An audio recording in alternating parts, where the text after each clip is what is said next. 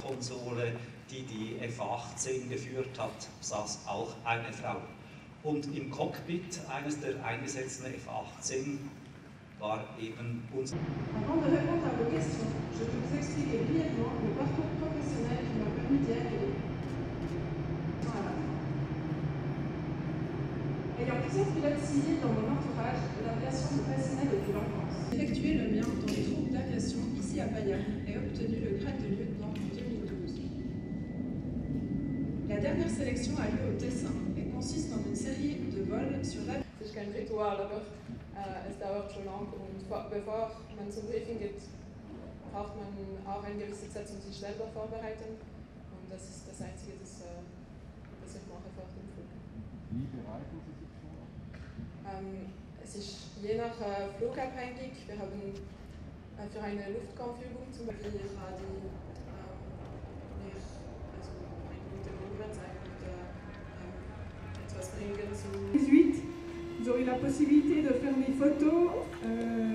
Premier lieutenant Cholet a aussi son équipement avec elle, donc on aura quelques minutes pour faire ça. Et ensuite, les interviews donc, se dérouleront par groupe.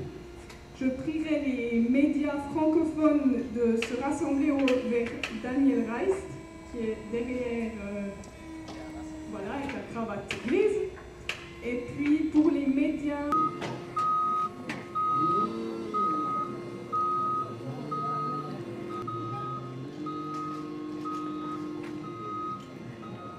Frau Scholle, man hat den Eindruck, das Ganze heute ist Ihnen ein bisschen unangenehm. Ja, es ist nicht mein Job, vor den Medien zu sein. Ich wollte eigentlich Pilotin werden.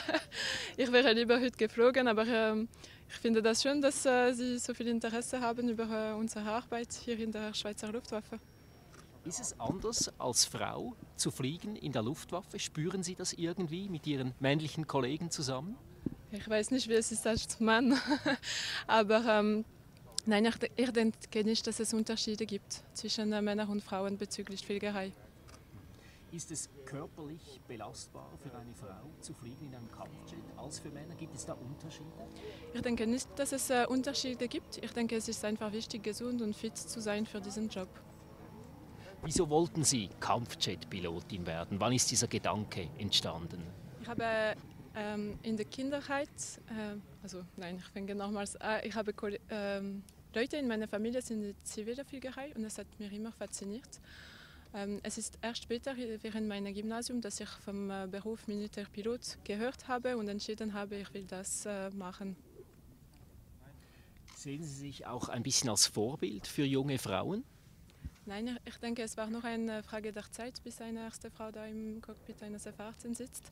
Und ich sage das Gleiche für junge Frauen und junge Männer, wenn sie interessiert sind in eine Karriere in der Fliegerei, einfach mit dem Sphärkurs beginnen. Es hat ja sehr wenig Frauen in der Armee. Wie erklären Sie sich das? Ich denke nicht, dass es ist etwas einfach zu erklären. Ich denke, um das beurteilen, müssen wir verschiedene Sachen in Betracht nehmen. Es gab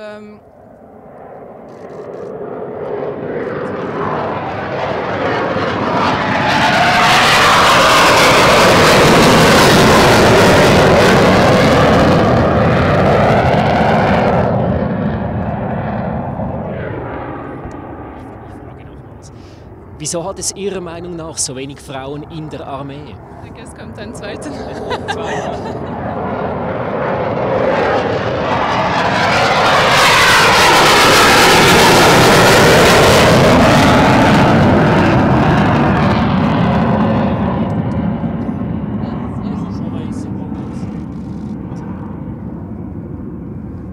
Wieso hat es Ihrer Meinung nach so wenig Frauen in der Armee?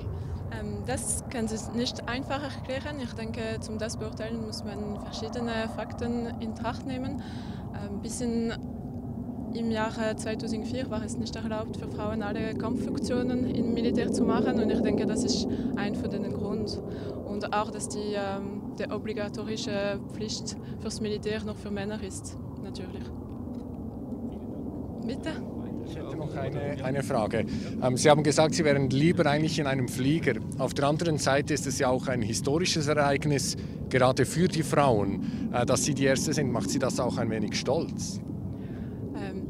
Ja, ich bin stolz, diese Ausbildung gemacht zu haben und jetzt in dieser Arbeit zu sein.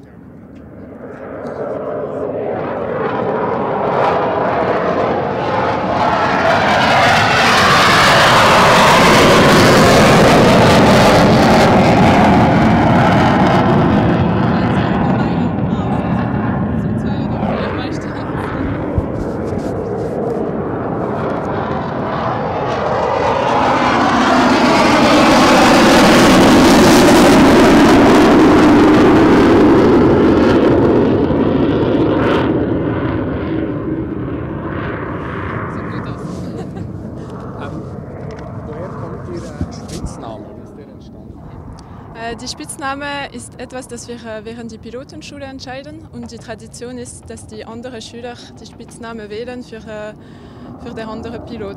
Und um die Tradition zu respektieren, kann ich nicht erzählen, wieso mein Spitzname Schotti ist. Können Sie noch kurz sagen, wie lange geht die ganze Ausbildung mit Badge, also vom ersten Tag bis zum letzten? Die Ausbildung hat geändert in den letzten Jahren. Jetzt ist es neu. Fliegen die Leute direkt auf dem Pilatus BC7 und müssen nicht mehr den Bachelor sofort absolvieren. Bei mir ist es so gewesen, ich habe in 2009 die erste Selektionsschritt gemacht bei Sphere und bin 1. Januar 2019 operationell geworden.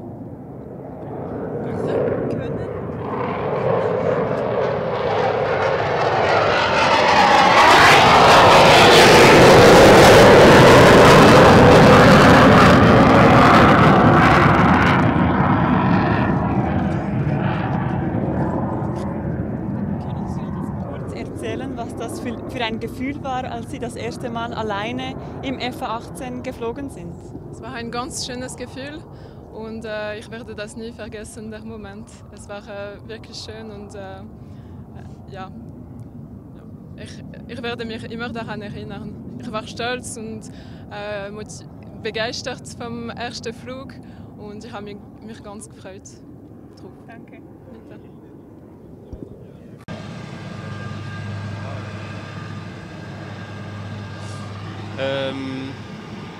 Juste confirmer une info, premier lieutenant c'est juste? Voilà, premier lieutenant Cholet, vous êtes plus à l'aise dans un cockpit que devant les caméras, est-ce que c'est vrai? Oui, donc mon travail est d'être pilote, donc naturellement j'ai fait cette formation pour voler et pour être en vol le plus souvent possible. On est tous là parce que vous êtes une femme pilote. Déjà, est-ce que vous êtes contente ou est-ce que ça vous dérange qu'on soit là uniquement parce que vous êtes une femme? Alors c'est assez spécial pour moi. Jusqu'à présent, j'ai passé toujours par les mêmes étapes que tous mes camarades. Et la seule différence qu'il y a eu depuis le brevet, c'est cet intérêt médiatique autour de moi, qui naturellement est assez particulier pour moi. Vous n'avez pas eu un commentaire, une phrase, des jeux de vos camarades, comme vous les appelez, parce que vous étiez une femme, c'était totalement absent de toute votre carrière jusqu'ici dans l'armée en tant que pilote? Oui, absolument. Qu'est-ce que ça apporte d'être une femme pilote? Je parle au niveau technique ou au niveau des compétences. Est-ce que selon vous, ça change quelque chose par rapport à vos camarades masculins? Je ne pense pas qu'il y a des différences parce que je suis une femme. Je pense que chaque individu a certaines spécificités et compétences qui peuvent apporter quelque chose au système, mais pas nécessairement parce que je suis une femme ou parce qu'on est un homme. Vous étiez au lycée, c'était aux alentours de 2010 quand vous vous êtes dit tiens, je vais faire pilote de chasse. Aujourd'hui, vous y êtes. Et qu'est-ce qui, à ce moment-là, en 2010, vous a décidé de faire le pas, de commencer par Sphere, de faire tout le parcours qu'on connaît? Vous avez bien fait puisque vous êtes là aujourd'hui, mais qu'est-ce qui d'abord vous a décidé à faire le pas, à entreprendre cette carrière-là? J'étais déjà fascinée par l'aviation depuis l'enfance. C'est finalement quand j'ai entendu pour la première fois parler de ce travail que j'ai instantanément voulu faire ce métier. Ça a été tout de suite une passion. C'est pourquoi je me suis directement lancée dans les sélections. Vous dites que vous venez d'un milieu où il y a beaucoup de pilotes civils, j'imagine, autour de vous. Aujourd'hui, vous pilotez ça. la Ferrari ou la Lamborghini du ciel, vous leur dites quoi aujourd'hui? Vous leur dites regardez, vous vous traînez toujours avec tel ou tel avion, moi je pilote ça, vous êtes fiers? Alors, ils sont très fiers de ce que je fais. J'ai toujours eu beaucoup de soutien du côté de ma famille.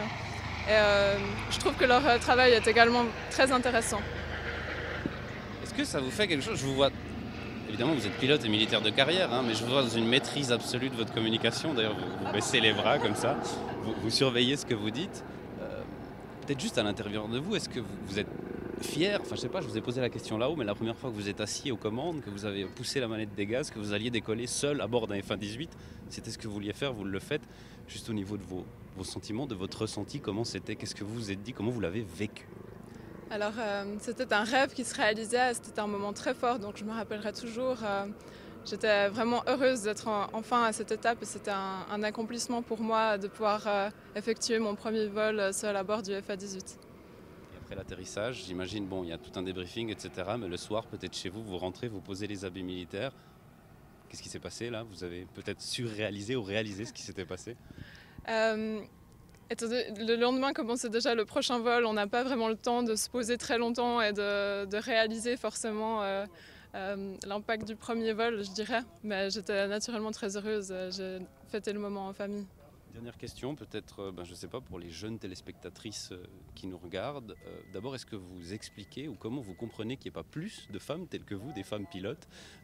Et la seconde question, c'est qu'est-ce que vous auriez à dire aux jeunes femmes qui hésitent peut-être à devenir pilotes de chasse?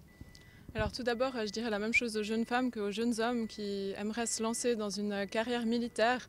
De commencer par la plateforme Sphère, qui permet d'entrer dans une carrière dans l'aviation, que ce soit civile ou militaire. C'est vraiment un bon moyen de débuter dans ce milieu. Et par rapport à votre première question, donc c'est difficile d'expliquer pourquoi il n'y a pas plus de femmes. Je pense qu'il faut prendre beaucoup de choses en compte, certaines dates aussi, à quel moment cette voie s'est ouverte aux femmes. C'était qu'une question de temps avant qu'il y en ait une. Vous espérez créer des vocations, montrer la voie?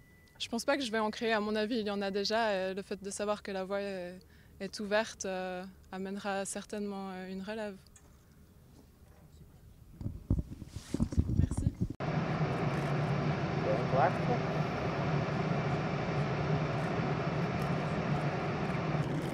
S'il vous plaît.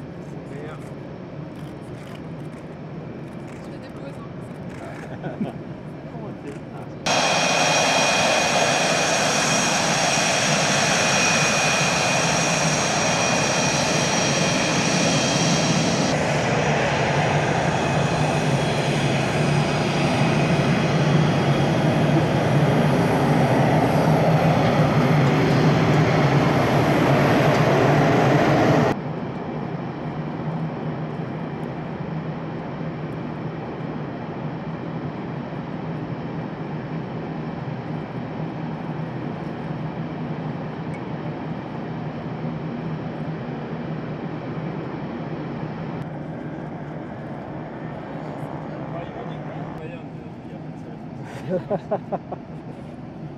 Alors, avec un petit sourire, s'il vous plaît.